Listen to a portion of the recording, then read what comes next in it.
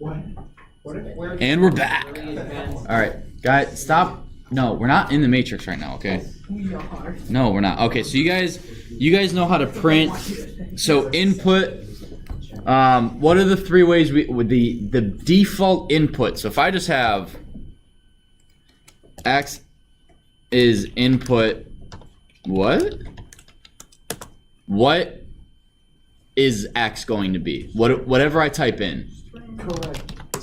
Right? It's type X is going to be a string no matter what. I can make it an input. I can do int input. And I can do float input. Does that make sense? If I'm doing a for X in range a certain number, or I'm asking the user how many people, if I want to do a loop that's based on a user input, I want to make sure that I have times is an int.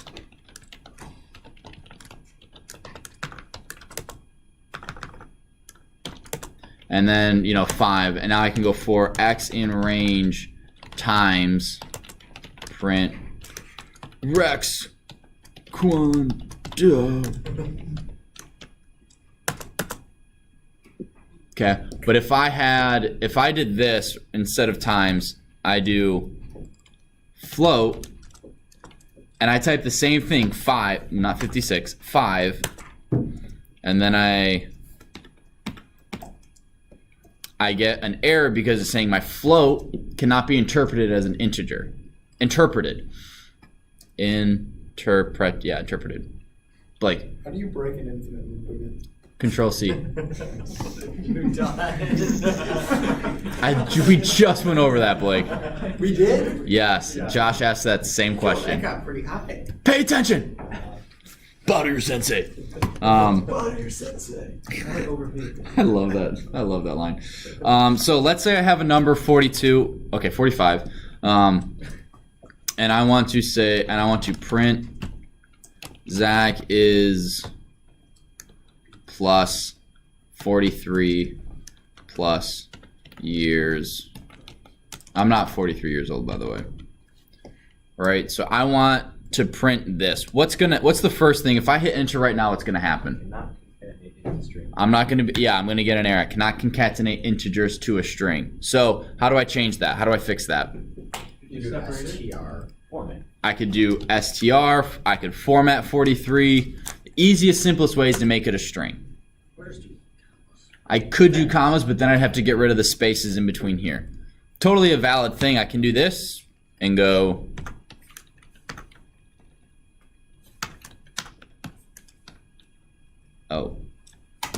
and works the same. But if I want to use plus sign, or if I want to add strings together or a number to a string, I have to make sure it's a string, not a number or an integer.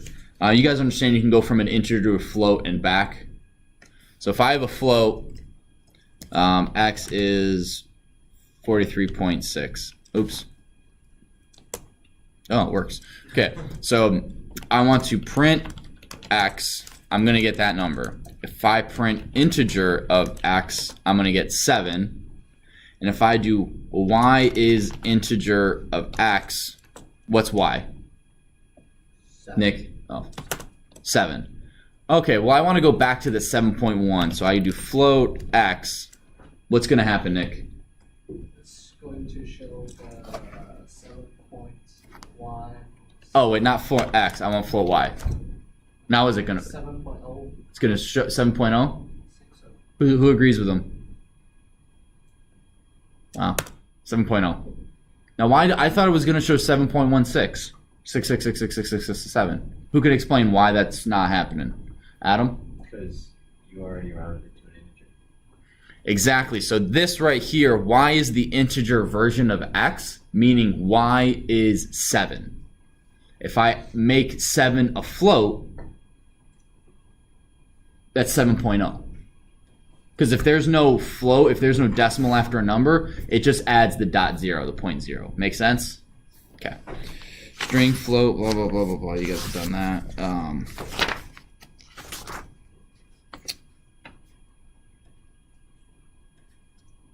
Okay. Summary. Okay. Do you guys have any questions right now? Yes, no, maybe so. Is while loops. We're gonna get to while loops and if statements right now. All right. So who knows what an if statement is? Someone give me an if statement right here. If x equal 30, print good. Oh, you need like the double dots too. Yeah. No. You mean this? Yeah. Okay. And then you gotta just print good. No, we need the quotes. You need input too. You need to do like, Well, X is yeah. 7.116. So, Nick? I have a question. So, Yeah. for example, like you wanna use it to type in an int, but user type in a float, so you wanna redo it. So, is it if type x equal float?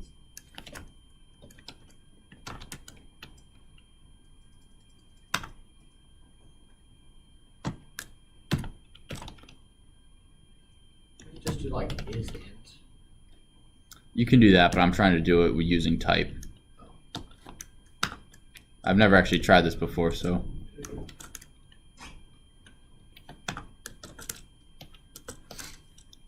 And the cool thing is you don't even have to have if. You can just do this. So type, what is type X?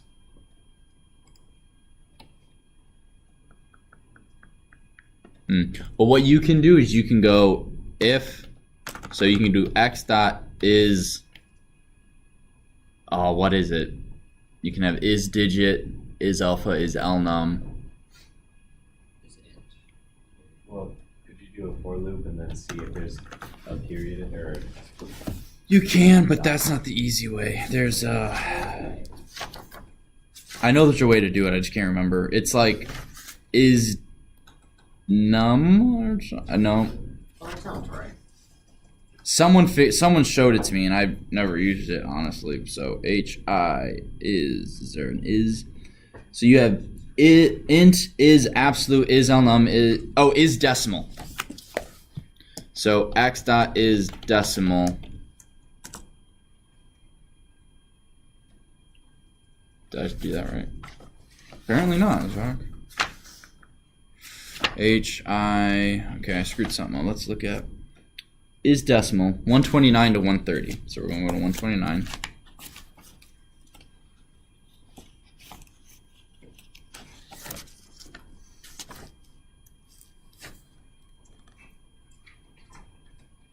What did I do wrong?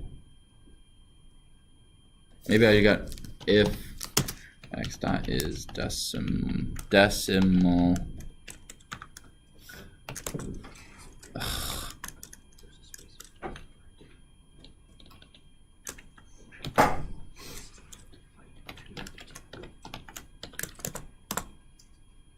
Float has no object.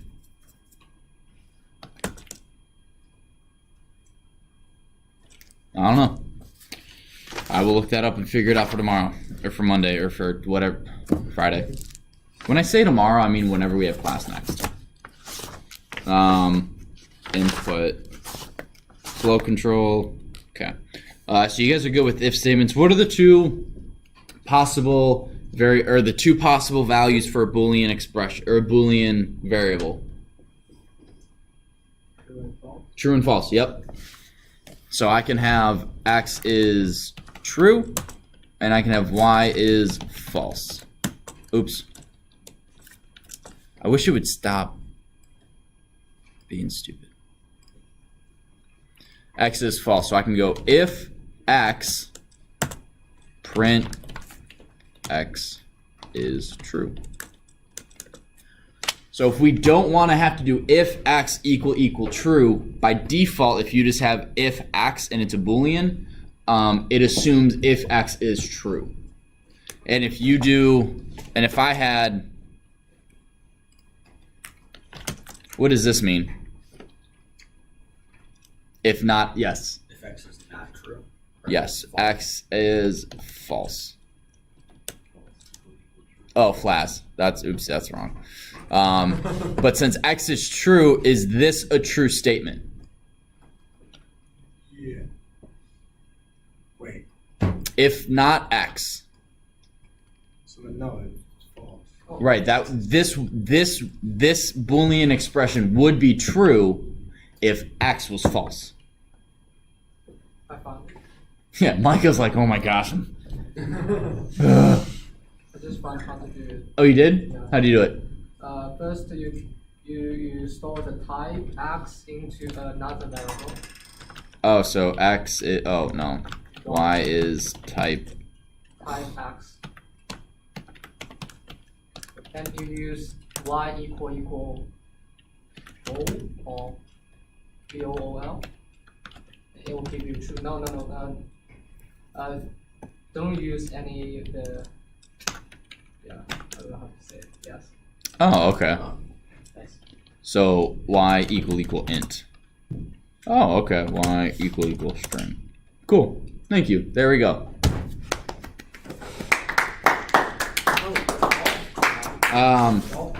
Okay, so Boolean expression is what, Michael?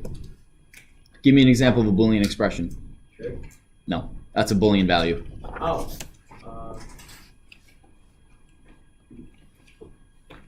X equals 10.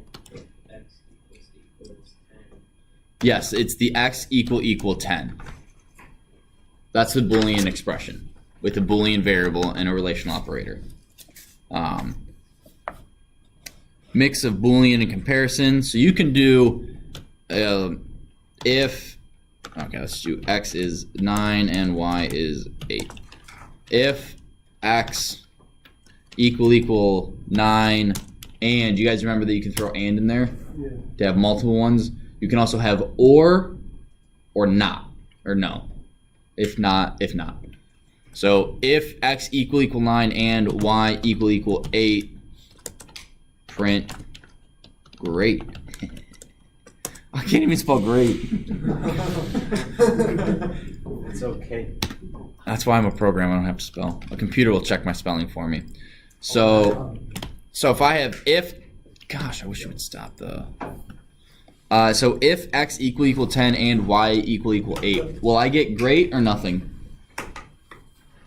What will I get? What will print?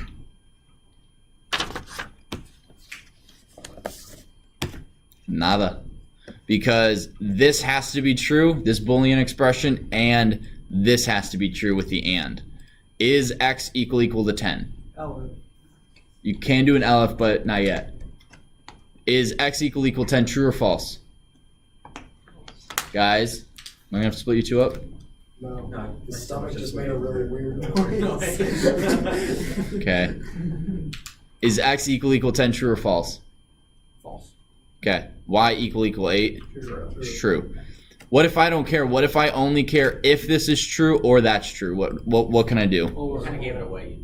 I know, but there's no other way for me to type. I'm not gonna try to figure out and play word games. This is true, but this is not true. And or no, yeah, I'm not gonna. And you can also do not, right? So those are three things you just got to remember. Let's see. Control statements. You guys have any questions with just the if statement? That's just the. I said just the if statement, Josh. How many ors can you have? I think there is a limit, but it's like 256 or something like that. So you can have a lot. Like, or. What happens if you go over that? It just craps out. Something happens. I can't remember. I think so at some point, but I can't remember. So we have if. So let's do x is 10, name is Josh, and age is 98. So if name equal Josh, print hello. Then we can do elif x equal 10, print cool. I'm gonna spell it the cool way though. And then we can go elif age. age equal 98. So which one of these, so what's going to print? Hang on, I'm not done.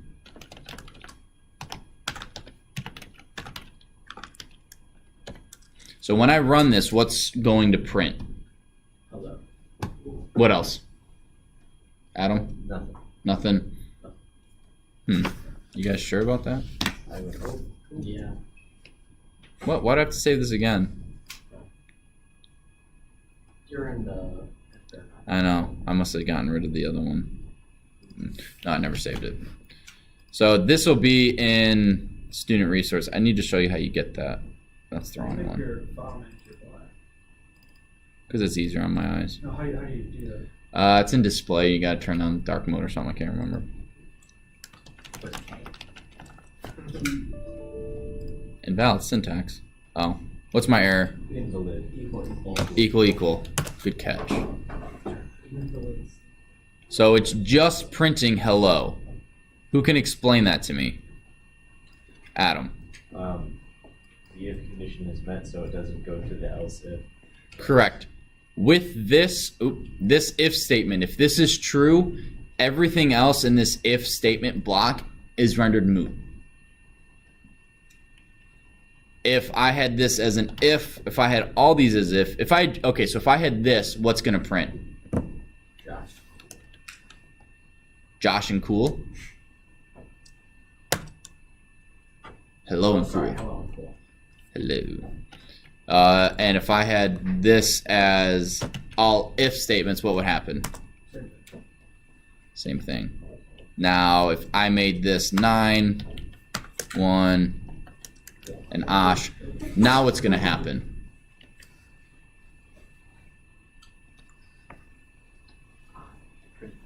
It's going to print nada. Because all three of these if statements are false, and when that happens, when everything is false in an if statement block, anything that's false above, if everything above the else statement is false, it prints this. I think in this case, it doesn't matter if the upper two if is true. Okay, try it. So you want this to, like this? No, this it must be wrong, but the upper two. You want this? You want these two to be true? Yes, I think it will still print out.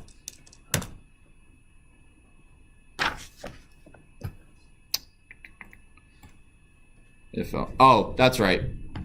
So even though it's the same if statement block, so the way it works is if statements are all evaluated kind of individually, whereas if you have elifs, it's one. Thank you for that catch there, Nick.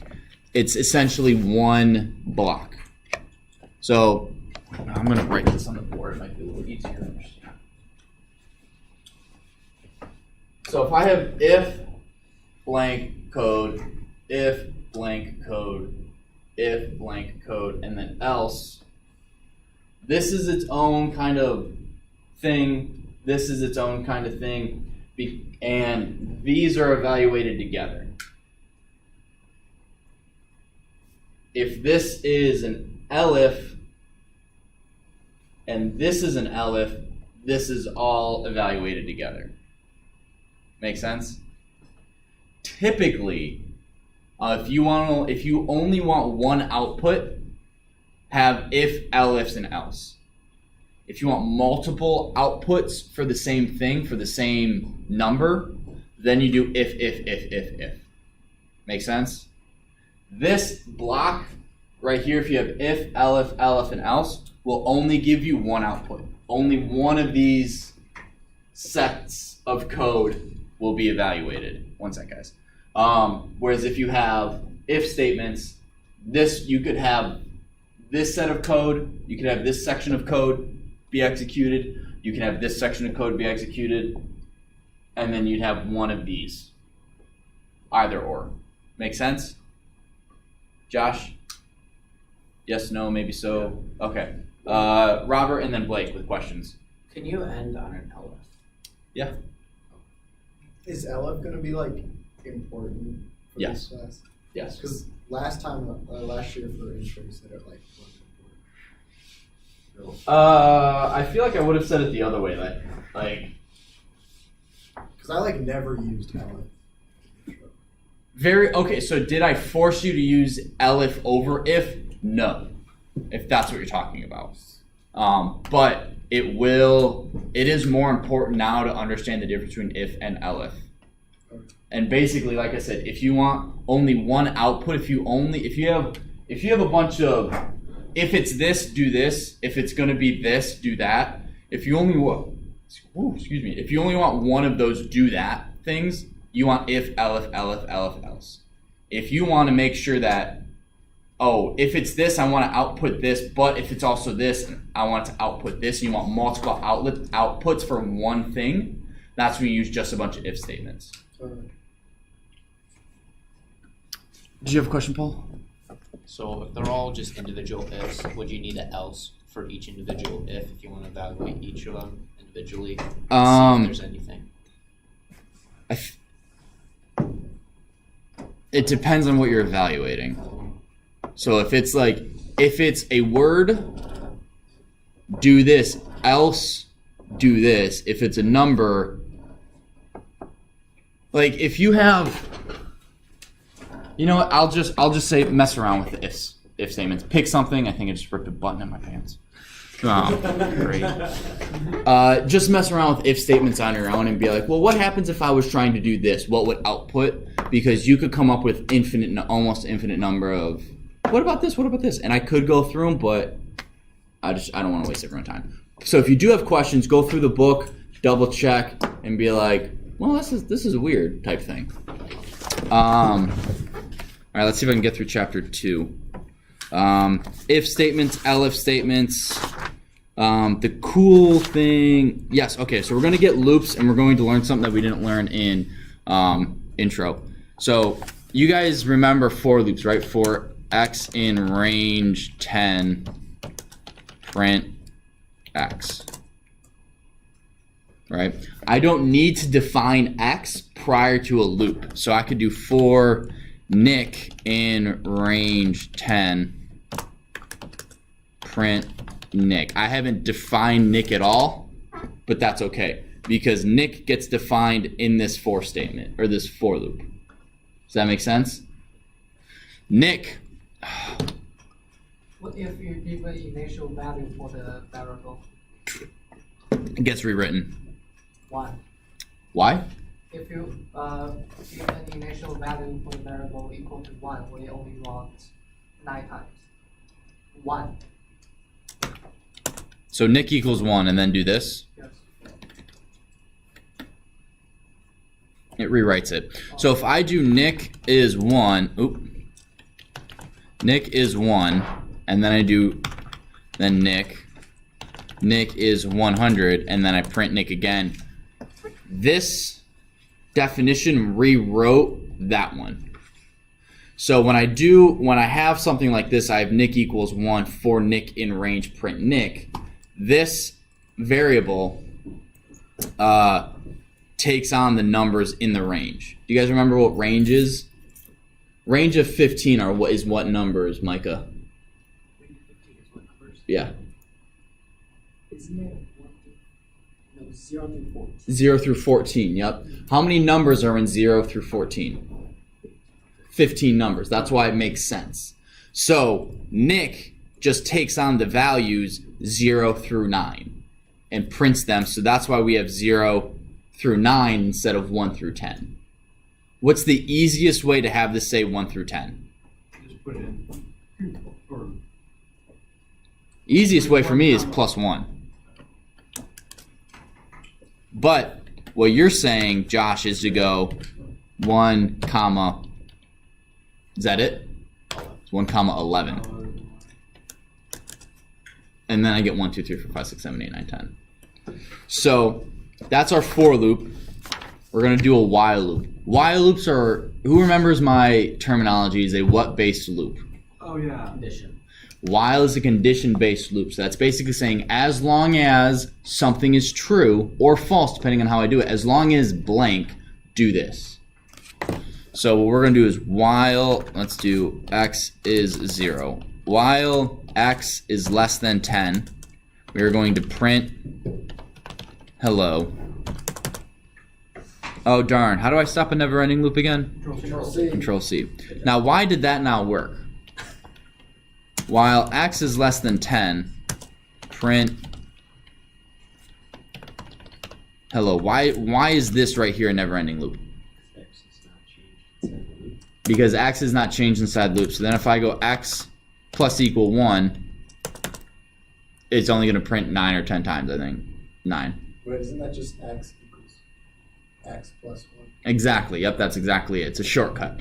Now, if I have a big, long loop, is there one in here?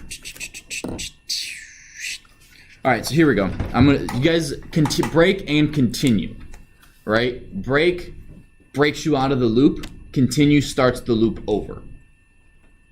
Okay, so I'm gonna write this here. Actually, I'm gonna write it. Wait, start the loop over or skip this loop to the next. Skip this loop and go to the next loop. Yeah, not start it over completely. So I'm just gonna copy the one from the book. So while true, print. Actually, I feel like I've already written this in preparation for this class. Haha. Nope. Nope. Come on. Recent files. Common errors. Winning it. Did I not save it? I don't want to rewrite this. I know I wrote it, so. Here it is.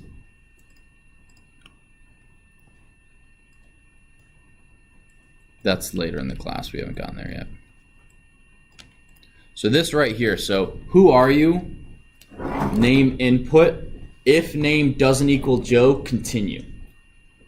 So what this does, and I'm going to draw on the screen for half a second, is this right here. Why would you bring it up over there? I need it over here.